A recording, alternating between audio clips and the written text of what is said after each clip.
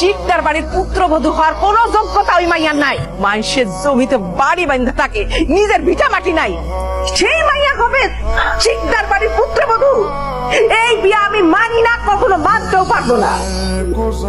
মায়ের কথায় কষ্ট পাইছে না?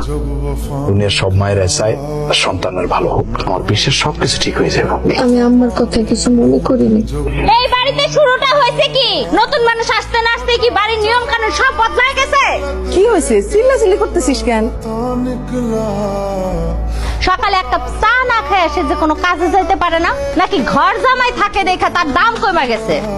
কিছু লাগবো? সকাল 9টার সময় ঘুম থেকে উঠে এসে জিজ্ঞেস করলে হইব?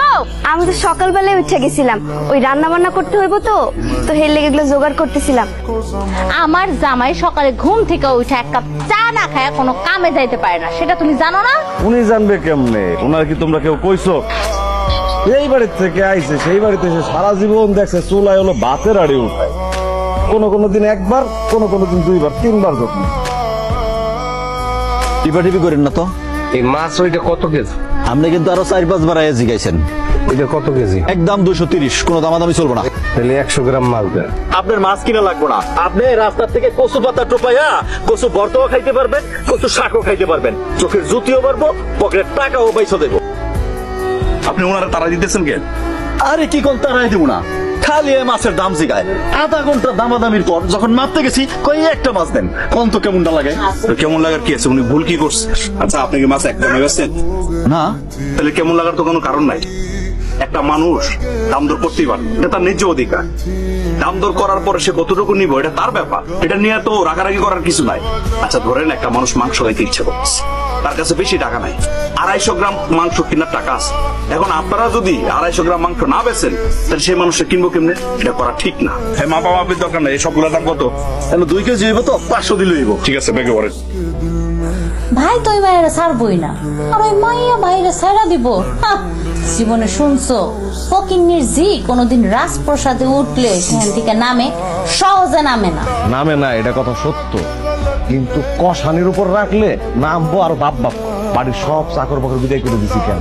এখন থেকে সব কাজ কাম ভাবি দিতে পারে না।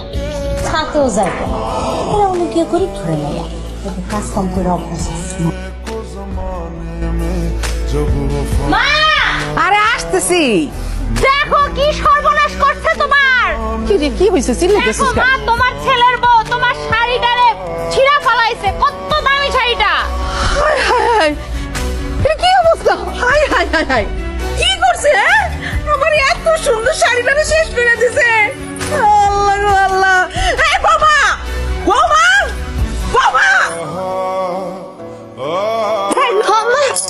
কি হয়েছে? ডাকতেছিলেন? কি হয়েছে জানো না? না নেতা, আরে তোমার আমি শাড়িটা কাটতে দিয়েছিলাম, তুমি শাড়ি ছিঁড়ে কি অবস্থা করছো? এই কি করছো এটা রে? হ্যাঁ, শাড়ি শাড়ি আমি ছিঁড়ছি? দিচ্ছো? এরকম ন্যাকামি কিন্তু আমার একদম ভালো লাগে না। শাড়ি আমি তোরে কাটতে দিছি, শাড়ি কে ছিঁড়ছে? আমি ছিঁড়ছি, আমি ছিঁড়ে তোরে বলতেছি। আব্বা, আপনি? মারে, আমি তো তোরে মিশা কথা কওয়া শিখিনি। তুই এত মিশা কথা কওয়া কেমনে শিখলি? যখনই তোরে ফোন করি তুই ক ভালো আছি, সুখে আছি,